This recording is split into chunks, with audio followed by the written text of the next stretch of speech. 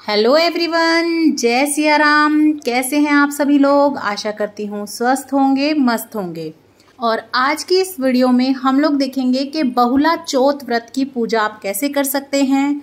भादो मास के कृष्ण पक्ष की चतुर्थी वाले दिन ये व्रत किया जाता है और संतान प्राप्ति के लिए इस व्रत को रखा जाता है। और आप चाहें तो चौकी लगा के अलग से भी पूजा कर सकते हैं, या फिर आप चाहें तो अपने घर के मंदिर में भी पूजा कर सकते हैं। इस दिन भगवान श्री कृष्ण की और उन्हीं के साथ साथ, क्योंकि चौथ है, तो गणपति महाराज की और साथ ही में गौ माता की पूजा की जाती है।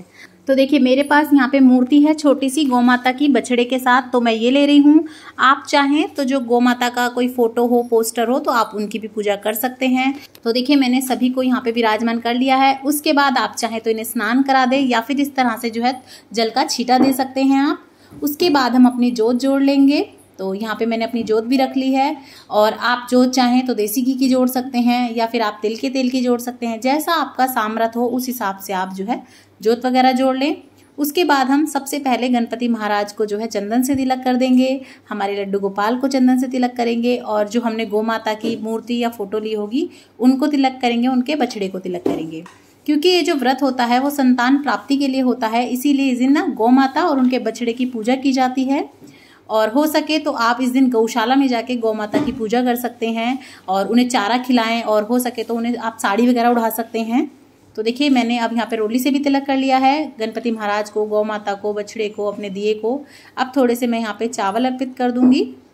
तो आप इस तरीके से भगवान को, सभी को चावल अर्पित कर दें। उसके बाद देखिए, मैं यहाँ पे गणपति महाराज को वस्त्र रूपी कलावा अर्पण कर रही हूँ, और उसमें थोड़ा सा इत्र लगा दूंगी। तो देखिए, आप सबसे पहले गणपति भगवान को इस तरीके से कलावा अर्पित कर दें।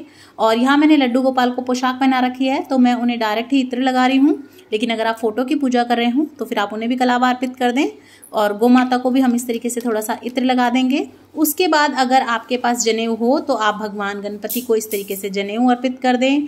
और अगर जनेऊ आपके पास नहीं है तो आप कच्चे सूत को जो है 7 बार हाथ में लपेट के जनेऊ बना के भी अर्पित कर सकते हैं। उसके बाद देखिए, लाल रंग के फूल हम भगवान गणपति को चढ़ाएंगे, उन्हें बहुत ही प्रिय हैं। गुड़हल का मिल जाए तो और अच्छी बात है।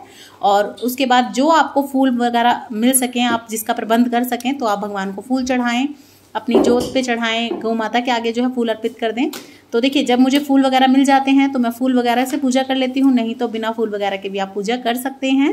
उसके बाद हम भगवान गणपति को दूर्वा अर्पित करेंगे। तो अगर आपको दूर्वा मिल जाती है तो आप ज़रूर से अर्पण करें। उसके बाद आप किसी भी मिष्ठान का भोग लगा दें।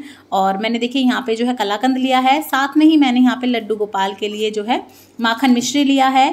और जब भी आप लड्डू गोपाल को भोग लगाते हैं तो अलग से लगाएं, बाकी भगवानों को अलग से लगाएं, क्योंकि जो है ना, हर भगवान को जो है तुलसा दल नहीं चढ़ाया जाता।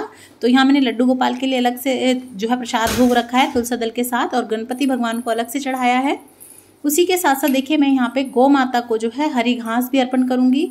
तो अगर जैसा मैंने आपको बताया, हो सके तो आप इस दिन गौशाला में जाके कुछ थोड़ा या ज़्यादा अपने हिसाब से दान ज़रूर करें। और ये व्रत जो होता है वो संतान प्राप्ति के लिए होता है।